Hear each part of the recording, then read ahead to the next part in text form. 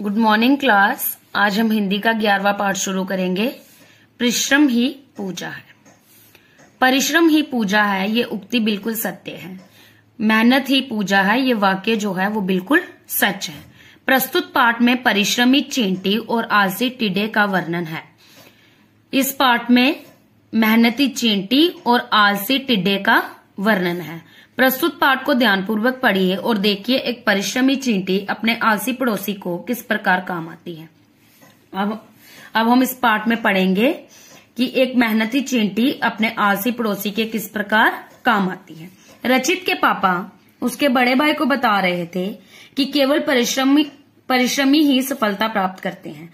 रचित के पापा उसके बड़े भाई को बताते हैं कि केवल मेहनती लोग ही क्या करते हैं, सफलता को प्राप्त करते हैं।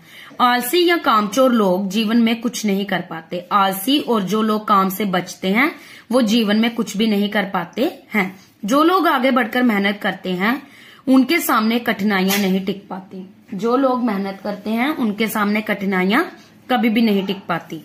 वास्तव में परिश्रम ही व्यक्ति की पूजा है। मेहनत जो है वो ही इंसान की पूजा है। ये परिश्रमी ही है जो जीवन को ऊर्जा से भर देता है, यश और धन संपदा सभी कुछ देता है। ये मेहनत ही है जो जीवन में, हमारे जीवन में यश मतलब सफलता और धन संपदा सब कुछ देता है।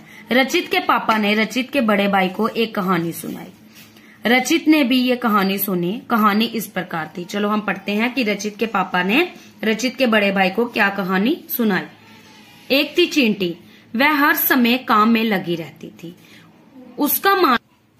उसका मानना था कि वह मन लगाकर प्रसन्नता पूर्वक सारा दिन कार्य करती है, इसीलिए थकती नहीं। क्या पढ़ा हमने कि एक चींटी थी, वो सारा दिन काम करने में लगी रहती थी और उसका मानना क्या था, वो खुशी खुशी अपना सारा काम करती थी और इसलिए कभी नहीं थकती थी।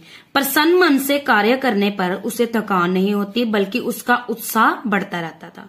कोई भी काम हम खुशी से करेंगे तो हमें कभी भी थकान नहीं होगी, हम खुशी से उस काम को करेंगे।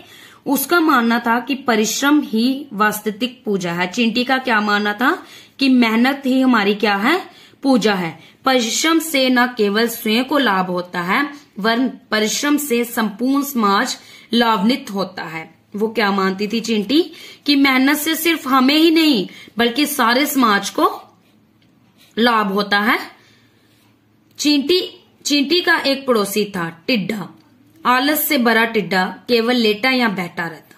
चींटी का एक पड़ोसी था टिड्डा। वो क्या करता था, सारा दिन लेटा रहता था। वह सारे दिन गीत गाता और धूप सेकता। सारा दिन वो गीत गाता रहता और धूप सेकता रहता। काम दाम वह कुछ करता नहीं था, वो कोई भी काम नहीं करता था। चींटी फसल कटे खेत में पड़े दाने ढो ढो कर अपने बिल में ले जा रही थी। चींटी क्या कर रही थी, फसल कटे दाने अपने बिल में ले जा रही थी। उसे पता था कि गर्मियों के बाद जब वर्षा ऋतु आएगी तो खेतों में पानी भर चुका होगा और नई फसल बोई जा चुकी होगी। वो जानती थी कि गर्मियों में जब वर्षा ऋतु आएगी तो खेतों में पानी होगा और उसे दाने नहीं मिलेंगे, तब उसे खेत में अन्न न मिल सकेगा। अंत दूरदर्शा से कार्य लेते हुए उसे अन्न का भंडार शुरू कर दिया था। इसीलिए उसने पहले से ही मेहनत करना शुरू कर दी थी ताकि वो बाद में खा सके। जब भी चींटी अन्न के दाने लेने जाती तो टिड्डा उसे कहता, क्यों तुम धूप में व्यर्थ ही काम करती रहती हो, मुझे देखो मजे से लेटा हुआ गीत गा रहा हूँ, काम दाम छोड़ो, मेरी तरह मौज उड़ाओ। और वो आलसी टिड्डा उसे क्या कहता था कि तुम क्यों काम में लगी हुई हो व्यर्थी, तुम मेरी तरह गीत गाओ और धूप सेको। इस पर चींटी ने टिड्डे को जवाब दिया, वर्षा ऋतु आ रही है, इसके बाद शीत ऋतु आएगी, लंबे समय तक खेतों में कुछ बिखरा हुआ ना दिखाई देगा, तब परिवार का पेट कैसे भरूंगी। तब चींटी ने कहा कि वर्षा ऋतु आ रही है, फिर शीत ऋतु आएगी, उसके बाद हमें खेतों में कुछ भी नहीं मिलेगा, तो मैं अपने परिवार का पेट कैसे भरूंगी। तुम्हें तो अपने परिवार की कोई चिंता नहीं, मुझे तो है। मुझे किसी के आगे हाथ फैलाना अच्छा नहीं लगता। चींटी क्या बोलती है कि टिड्डे को जवाब देती है कि तुम्हें तो अपने परिवार की चिंता नहीं है, लेकिन मुझे अपने परिवार की चिंता है और मैं मेहनत करना जानती हूँ, मैं किसी के आगे हाथ नहीं फैलाती। समय गुजरता रहा, वर्षा ऋतु आ गई। एक दिन घनघोर वर्षा शुरू हुई जो कई दिनों तक लगातार होती रही। समय गुजर गया, वर्षा ऋतु आ गई और एक दिन बहुत तेज बारिश शुरू हो गई जो कई दिनों तक लगातार हुई। इस वर्षा में टिड्डे का परिवार घर में भूखा प्यासा बैठा रहा, क्योंकि टिड्डे ने मेहनत नहीं की थी, उसने कोई धन इकट्ठा नहीं किया था, तो उसका परिवार जो था वो भूखा प्यासा बैठा रहा। जब घर में खाने को कुछ ना मिला तो वह रोने लगे। विवश होकर वह चींटी के दरवाजे पर गया और आवाज लगाई। वो चींटी के दरवाजे पर गया और उसने आवाज लगाई, चींटी बहन, चींटी बहन। आवाज सुनकर चींटी दरवाजे पर आई। क्यों आए हो? उसने पूछा। आवाज सुनकर चींटी दरवाजे पर आई। उसने पूछा, तुम यहाँ क्यों आए हो? चींटी बहन, तुम्हारी बात ना मानकर मैंने बहुत बड़ी गलती की। उस टिड्डे को याद आया कि मैंने मेहनत तो की नहीं, मेरे पास तो दाने हैं नहीं।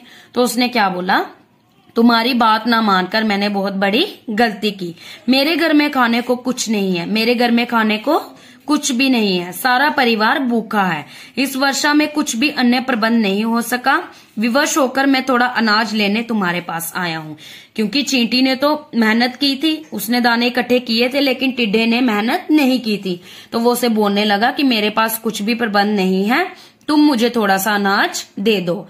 मना ना करना, मौसम साफ हो जाने पर मैं प्रबंध कर लूंगा। बारिश लगी थी, उसने बोला हमें मना मत करना, जब मौसम साफ हो जाएगा तो मैं कुछ प्रबंध कर लूंगा। भविष्य में मैं कड़ा परिश्रम करूंगा और तुम्हारी सलाह का ध्यान रखूंगा। आने वाले टाइम में मैं बहुत मेहनत करूंगा और तुम्हारी सलाह का ध्यान रखूंगा। किसने कहा? टिड्डे ने कहा। चींटी को टिड्डे के मुख पर पश्चाताप के भाव दिखाई दे रहे थे। चींटी को टिड्डे के मुंह पर क्या दिखाई दे रहा था? पश्चाताप, मतलब कि उसको अपनी गलती का एहसास हो गया था। उसने मुस्कुराकर उसे पर्याप्त अनाज दे दिया।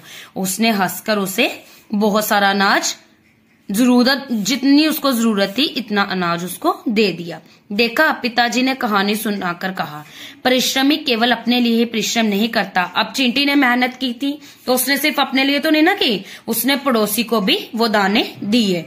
समाज में आलसी टिड्डों के रूप में रहने वाले अन्य लोगों को भी लाभ उठाया जा सकता है। कहने का मतलब ये है कि अगर हम मेहनत करते हैं तो वो सिर्फ हमारे लिए नहीं होता, आने वाले लोगों के लिए भी लाभदायक होता है। थैंक्स।